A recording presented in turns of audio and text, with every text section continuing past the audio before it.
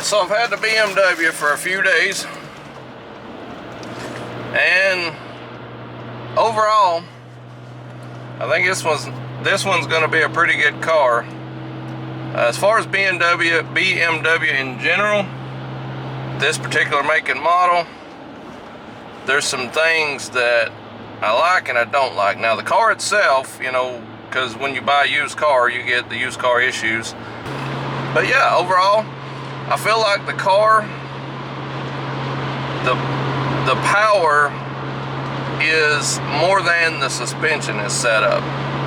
That sounds crazy. I'm not sure if you're getting what I'm saying. I'll try to explain it the best I can. Alright, so this thing's near 300 horse, near 300 foot-pound of torque, somewhere in there. I'm not sure, the 287 or something. They dyno about 280s, somewhere in there.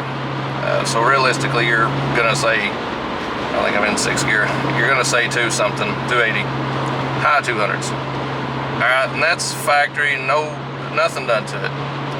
Alright, so the suspension feels way too spongy, and that may be because this thing's all-wheel drive, but when you accelerate, it has like a forward and backwards like body roll. So when you accelerate, it feels like the car lays way too far back, and when you shift gears, it feels like the body roll of the suspension rolls forward, like the suspension's too soft. Now, if it had an aftermarket suspension and was lowered a little bit, perfect combination. This car would be super quick, and it's no slouch, don't get me wrong, but when you accelerate or decelerate or make a gear change, the suspension feels like it's not on the same plane as the power of the car, like it needs more of a performance suspension. Let's say we're gonna 80 mile an hour or 70 mile an hour, we're in 3rd now. This is a third gear pull. 110. I mean, that's pretty impressive, you know. This is a stock car.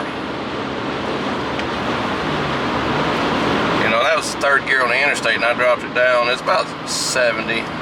Dropped to 3rd, to the floor. That was 110. So this thing accelerates pretty good. I'm actually confident that, you know, this car's worth the money. You know, I feel like if you wanted to buy this car, I've seen a lot of videos on YouTube, several videos, and the car didn't really look that fast. Even with bolt-ons and upgrades and the power turned up, they're like, oh my gosh, this car's so fast and all this stuff. But to, you know, watching it on a video and actually getting in the car and experiencing it for yourself, the video, it's hard to tell, you know. I'm sure you've experienced that if you've ever driven a car or videoed the car versus what you're watching. Alright, so the camera died on the ride here in the 335i. So ultimately, factory, absolutely zero done to it. 335xi.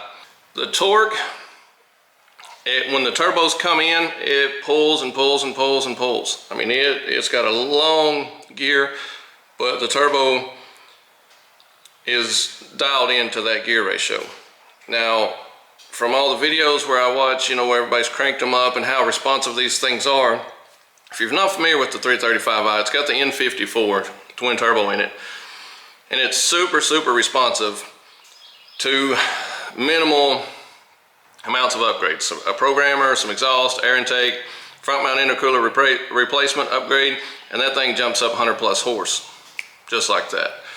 Okay, so with this gear ratio, with ultimately being able to achieve that, this gear ratio I think will be perfect for once you start bringing in the turbos. So it seems like if it just had a hair lower geared at this level, it would be way faster.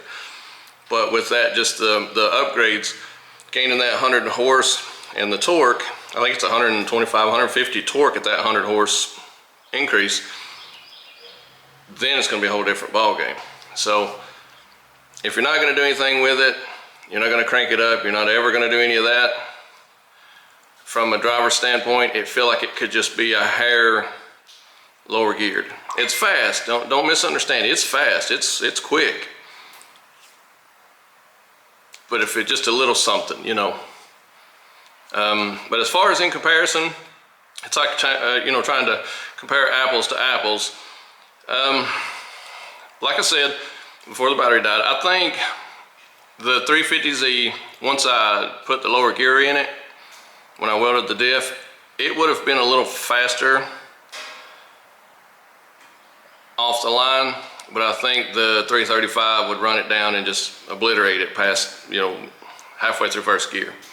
So if you're in the market for one, maybe that's a mild comparison. I think that's just my opinion. I've not had it side by side. It's hard to tell.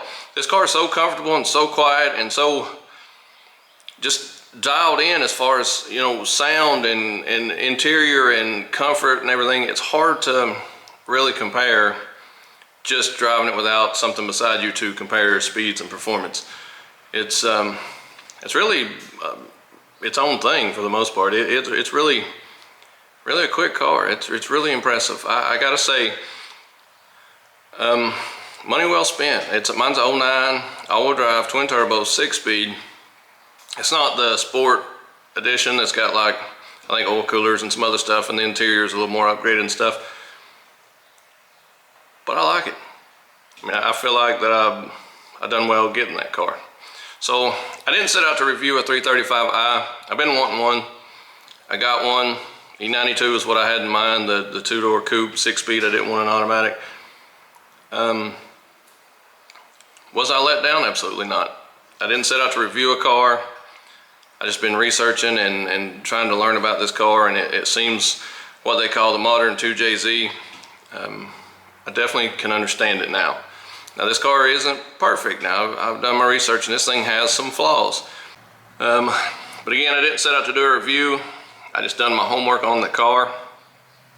And after actually getting the car and riding in the car and driving the car, 5 hours, plus I've drove it some this week, and I wanted to drive it some before I gave an actual review on that thing. I'm thoroughly impressed. I mean, it's worth it.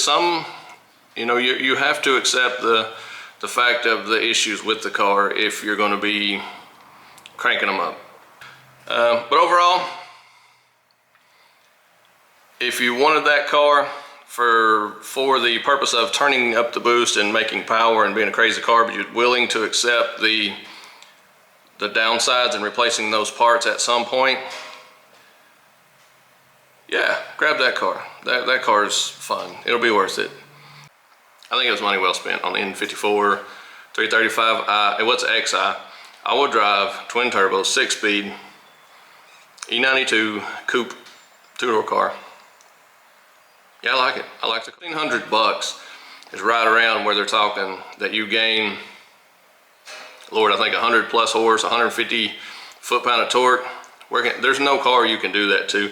I think the internals in this motor is good to like 700-800 or something, but that's with the bolt-ons, with the higher end intercooler, the going to a single turbo, and some other things there. But it's a lot of power for a motor that you never opened up to build or done anything internal.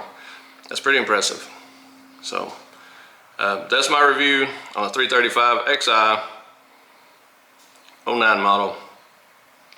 Hope that helps somebody. If you got any more questions, feel free to email chesserenterprises@yahoo.com, Chesser Drifting on Instagram, Chesser Motorsports as well, I think, on Instagram. We're on Facebook, Chesser Motorsports. Look us up. Got any questions, any concerns, anything you want to discuss, or complaints, gripes, whatever you got, shoot them to us. Something you want to see, something you want to talk about, on questions you have on the 335 XI, or if you want throw some input out on the rear wheel drive, how it compares as far as what I'm saying with the all-wheel drive. shoot us some messages.